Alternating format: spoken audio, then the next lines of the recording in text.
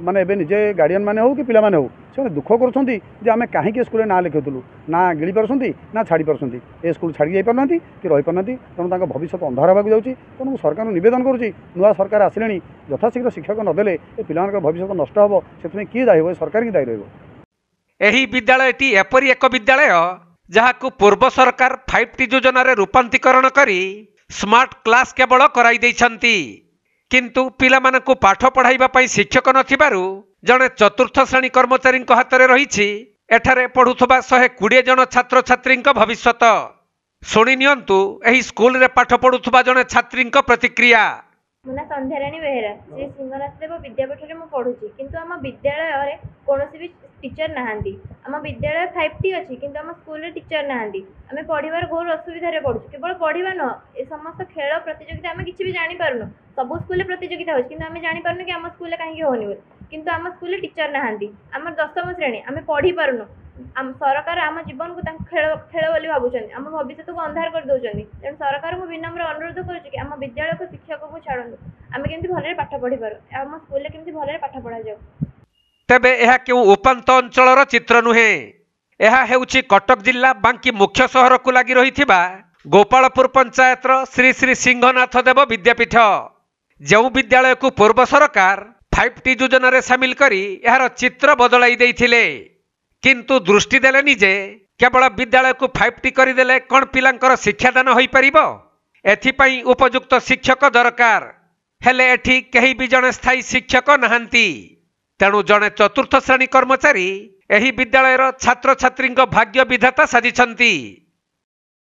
मो ना काशीनाथ साहू मु श्री सिंहनाथ देव विद्यापीठ जड़े चतुर्थ श्रेणी कर्मचारी यही विद्यालय 1980 मसीह आरंभ होता एवं पर्याप्त शिक्षक थिले किंतु एबे बर्तमान कौन शिक्षक नहांती ढंसर रु एकमात्र शिक्षक आसिक एठारे भार तुलाउछंती आउ मु मात्र जड़े अच्छी चतुर्थ श्रेणी कर्मचारी आउ पिला मानकर जेतले क्लास रे पिला माने पाटितुंड करिले मु आसिक से माने बंद बांध करुची आउ शिक्षकर घोर अभाव तेणु शिक्षक नियुक्ति देले ए स्कूलर वातावरण एवं शिक्षार बौद्धिक विकास हो पार एवं पिलामानकर बहुत उन्नति हो पार।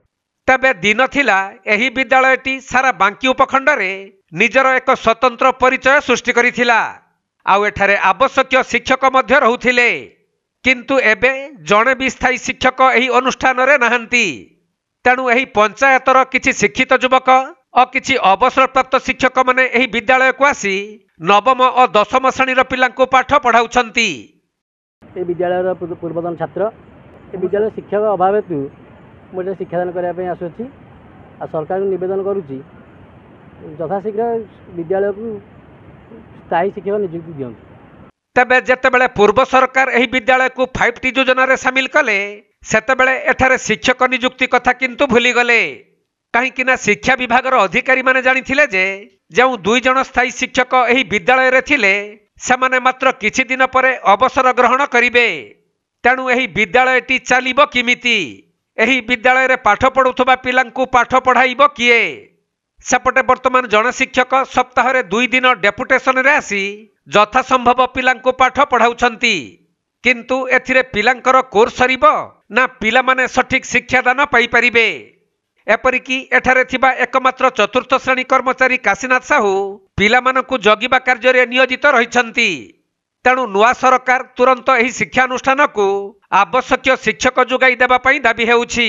मु प्रफुल्ल कुमार साहू एटी जो बिलीपड़ा पंचायत अच्छी से स्कूल मु शिक्षक ए स्कूल शिक्षक नहांती बोली दीर्घ 2 वर्ष धरी मुझे डेपुटेशन में आसुची केवल शुक्रवार और शनिवार मुझे आसूँ कौन शिक्षा व्यवस्था केन्द्र शिक्षा व्यवस्था तो नाही बोली सरकार आमको पठेइछंती तो प्राय शिक्षक नहांती एबे ए फेब्रुआरी मासरे ए विद्यालय जे प्रधान शिक्षक थिले आमर चंद्रशेखर महापात्र से रिटायर हेले तापर मध्य जे शेष संस्कृत शिक्षक जी प्रधान शिक्षक दायित्व थिले पंचानन स्वाई से मध्य रिटायर हेले से माने तांकर जेहेतु स्कूल रे थिले शिक्षक नथिबा कारणरू से माने आसिकी यथा संभव शिक्षादान करुछंती बाकी मु मध्य डेपुटेशन आसुची आमर आउ जन सारे आसुछंती 2 दिन बाद आसुछु 2 दिन रे एते गोटे भास्ट कोर्स पढ़ाइबा मध्य संभव हे पानी पिलांक आमे सैटिस्फैक्शन दे पारुनु ଆଉ ଅଧିକ ସମୟ ଦରକାର ପିଲାଙ୍କ ପାଇଁ ପିଲା ସନ୍ତୁଷ୍ଟ ହୋଇପାରୁନାହାନ୍ତି କି ଆମେ ମଧ୍ୟ ପଢ଼ାରେ ସନ୍ତୁଷ୍ଟ ହୋଇପାରୁନାହୁଁ। ସ୍ଥାୟୀ ଶିକ୍ଷକ ନାହାନ୍ତି।